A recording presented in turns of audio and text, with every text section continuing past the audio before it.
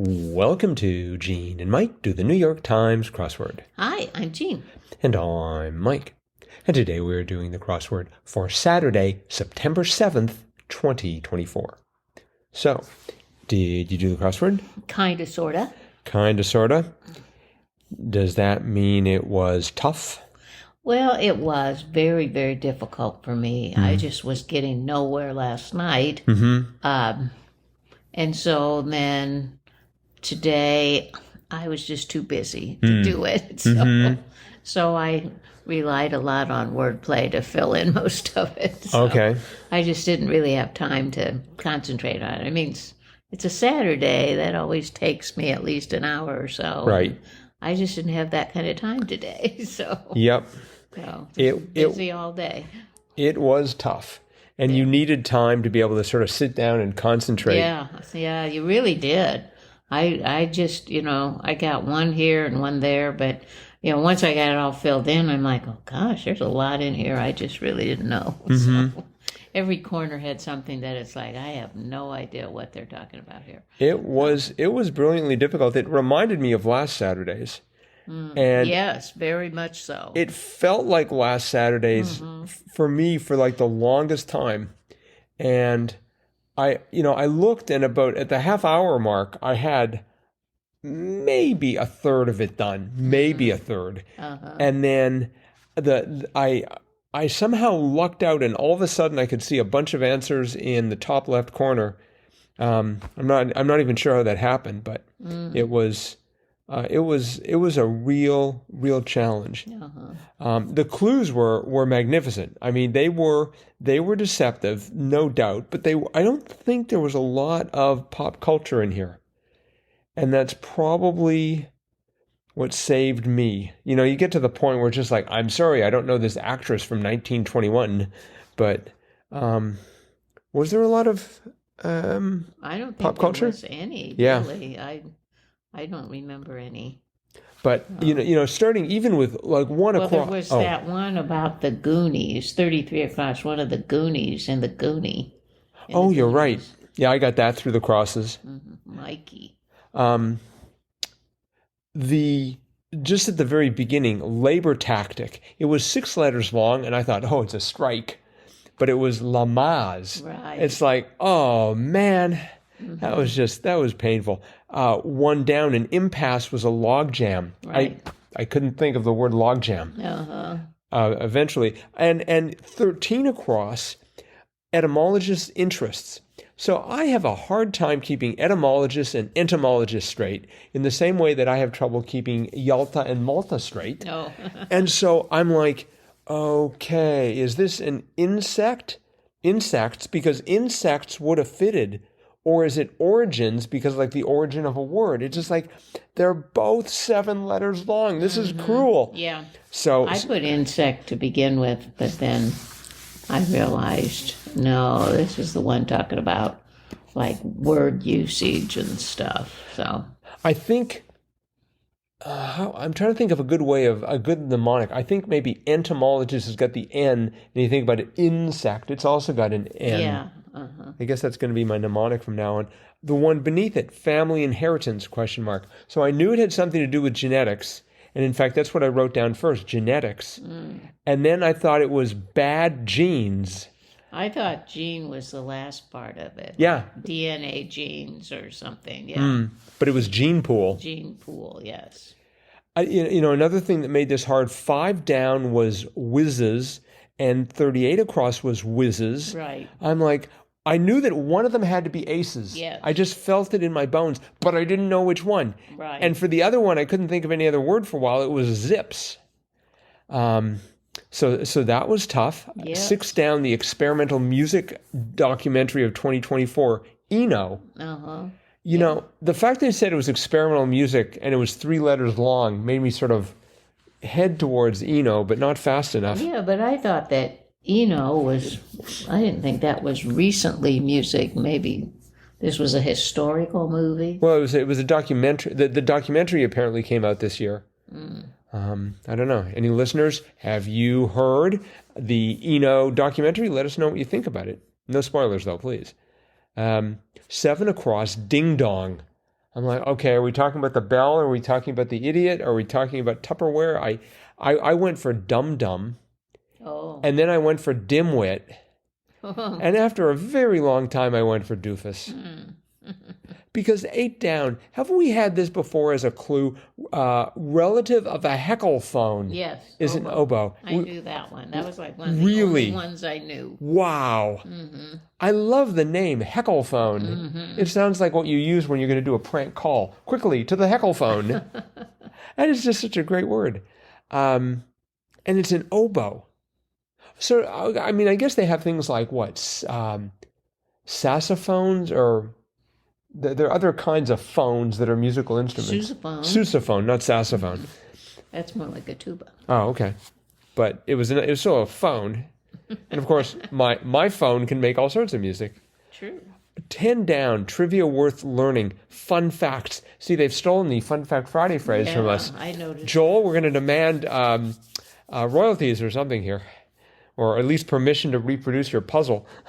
But yeah, I put down fun facts immediately and then pulled it out and put it back in and pulled it out. Oh, really? Till finally, because 22 across, cool off in a way, I thought it was fan. And then I thought maybe it was ice. I had ice in there, but it didn't work. 12 down, high. And most of the time, it's some sort of a play on something. It actually was the word stoned. Right. It's like, really? So, and the one to the left of that, moments of comprehension in an idiom, uptakes. Yeah. Oh, what idiom is that in? Yeah. Well, I know the phrase, slow on the uptake. Uh-huh. That's the only phrase I know. But okay. Tesla for 125 across. Many times when they have Tesla, of course, it's Serb. Serb. I put Serb. I put Serb in. It was make. It's like, quit being so literal. Some of these clues are really, really definitely deceptive, like labor tactic, Lamaze. Right. And then we have Tesla for one, make. It's like, oh, make up your mind. Be hard or be easy, but tell us when. I did not know 25 down like mojitos, minty. Yes. Did you know that? No. Oh, okay. A mojito is what? Some sort of a Mexican... It's a drink. It's a drink. Mixed drink. Yeah. Oh. I was thinking it was like a taco or something. Oh, no. It's a mixed drink. All right. Got it. I've had one, but I guess they're kind of minty. Yeah. I did not know and still don't know what to make of 28 down. Sausage grinder in Italy. Dante. Dente. Well, that's Italian for tooth. And you'd grind sausage with your teeth? Well, if you ate a sausage, yes, you'd be grinding it with your teeth. Oh. Yep. Okay. I want my food to be pre-chewed. No, you don't. Competitor of Chewy, 30 down. Okay, maybe this was pop culture, sort of. Petco. Yeah, I thought that was interesting because Petco, that's a store for pets, for pet items and supplies. I barely know that. But Chewy must be another store. Must be another store. I thought it was just something that provided dog food, different kinds of food for dogs. I didn't think it was, Petco provides like all kinds of things for even pets. They have like, you buy a dog or a cat there or whatever. You can get leashes or coats or, all kinds of things, crates for them to sleep in and dog beds. But Chewy, that kind of makes you think it's just something they eat. See, my problem but is... I didn't know. We don't have a pet, so I don't know. I looked at Chewy, and even though it's spelled Chewy, I kept thinking, this has got something to do with Chewbacca. And I couldn't get off this. I know that. I mean, the spelling was wrong, right. But I hear the word Chewy, and I think Harrison Ford and Han Solo and Star Wars. And so it was very hard to concentrate on that one answer. 31 across. Methods for sharing pirated material, BitTorrents. I had no idea what that was. Yeah.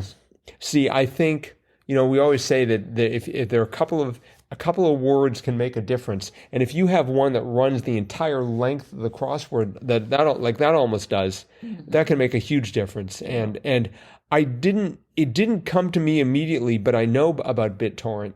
And so I saw enough letters, it's like, oh, it's BitTorrents. Oh. The one above it, Deep Fears, Sea Serpents. Right. Wow. Yeah. I thought it was going to be like, I started inventing ocean phobia. Oh my! But that wasn't a thing. And then the one beneath it, again, a long answer, details, nitty gritty.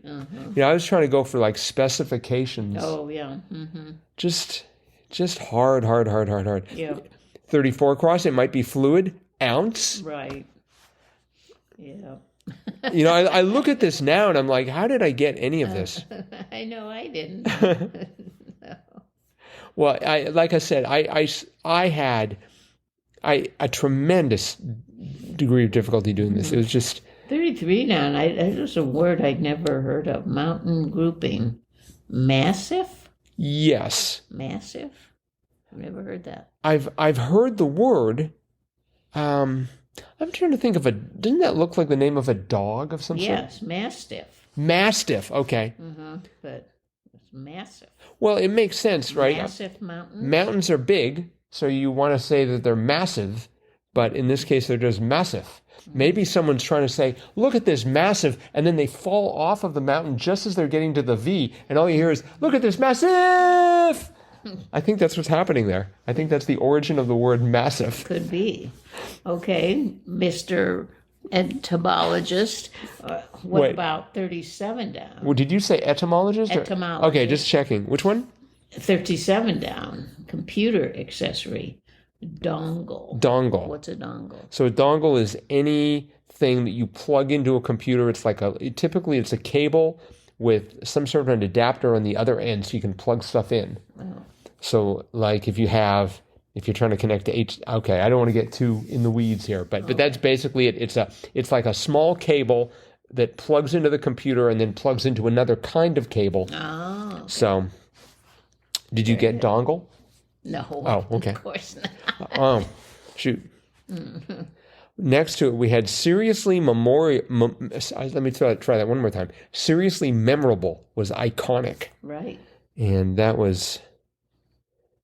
I'm not sure how I got that one. I also don't know how I got 46 across. Sporting venue, also known as a dohyo, DOHYO, sumo ring. That is one I actually got. Whoa. Yeah. Nice. I looked Japanese, so I thought, well, it either has something to do with judo or sumo. Yeah.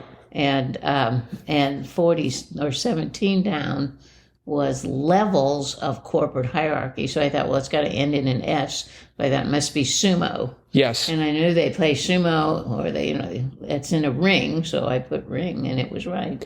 Well, I had, I think dojo is for judo. Yeah. And so I thought, well, it looks like dojo, but it's not. So that got me thinking. Well, yeah. And then that judo, the D would be 47 down, some fraternity letters, and there's no D. I mean, there's delta, but you only had 3 letters. Right. And the last one had to be S, so I thought, well, it's got to be mu. So. I actually went through the Greek alphabet, which I have fortunately memorized, and figured it's got to be mu, nu, psi, or pi. Mm-hmm. And I thought it's got to be mu. Mm-hmm. Yep. The one that you just mentioned, 17 down, levels of corporate hierarchy, so to speak, ladder rungs. Right. It's like, really? Yeah. I was like C-suite. I was trying to think of something to do with executives. Mm-hmm.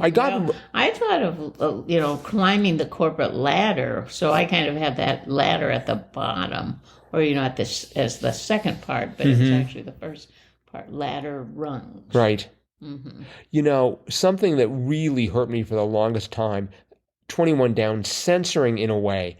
I immediately wrote bleeping out. And I was very proud of bleeping out, except it was blurring out. That's right. Which sounds better than bleeping. I mean, bleeping would have been right, I guess. It would have, yeah. But, and I did not know 27 across at all. And it's French. Yeah. Pain perdu, French toast in French. And I thought, French toast, you make that with eggs, right? So I thought it was going to be like oeuvre. So I had OEUVE, which isn't quite right.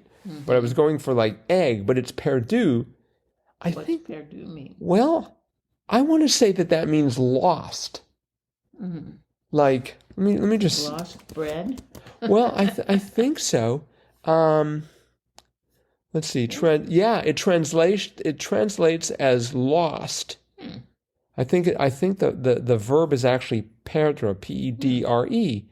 And so it's like, why are you calling it the lost toast? Yeah. That just sounded bizarre. So, but it was correct. 24 down. Like material you can sink your teeth into, meaty.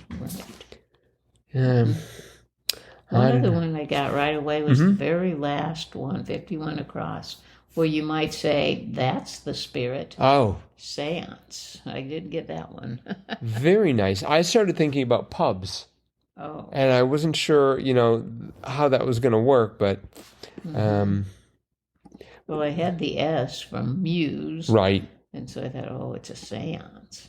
But they had some other, 40 down, city famous for its ham and cheese, Parma.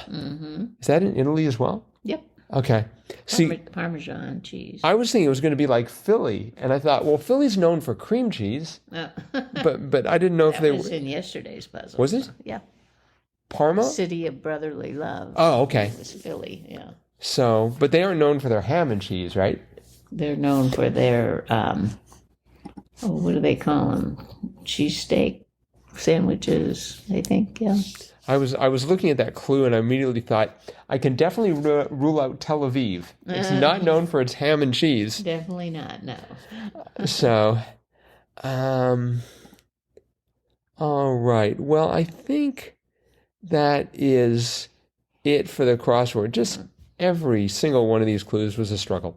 All right. It's Saturday, which means it's time for Jam Katwa, the Gene and Mike Crossword of the Week Award. Right. Where we go back through the crosswords of the week and pick out what we deem to be the very best. Yep. And today we picked... Thursday, September 5th. This is me clapping. Yep. All right. And because... Because it was so unique. Right. With the clues that were encapsulated in different kinds of lines. Like 16 across was tried to get on a Jumbotron, say, and the answer was to the camera, but there were wavy lines all around the answer, so it was waved to the camera. And then we had curled up with a book, which was 27 across, where there were little curls all around the answer. The answer was up with a book. And then my favorite was 43 across, attacked imaginary enemies in an idiom, and that was tilted at windmills, and all the squares were tilted. Yes. And then finally 57 across, where all the squares had lines running through them, and the clue was made money dishonestly, and that was one's pockets, or lined one's pockets. Yes. So anyway, just extremely unique, very clever, and just an enjoyable solve. So. So this crossword was by Joe Deeney. Yep. And Joe, well done. Very well done. If you happen to be listening, you can drop us a line, crosswordpodcast@icloud.com. Yep. And we'll have some lovely swag, as well as a signed Gene and Mike Do the New York Times Crossword of the Week Award certificate winging its way towards you very quickly. Yep, that's right. Please include your t-shirt size. Yes. And an address. Yep. And let's see. I just noticed, I was looking back at this crossword on the phone, and it says about this puzzle, today's puzzle is best experienced in light or default mode. Oh. Interesting. They want, I guess if you looked at it maybe in dark mode, you wouldn't be able to tell what the lines were. Maybe not. Oh, that would have been real. That would have made it a lot more difficult. Yep. But it was a great crossword. Definitely worthwhile and deserving. Yes, it was. Mm-hmm. All right. Thanks, everyone, for listening. Yep. Hope you're enjoying these podcasts. And we will be back again with our cutting edge analysis of tomorrow, aka Sunday's crossword tomorrow. Bye-bye.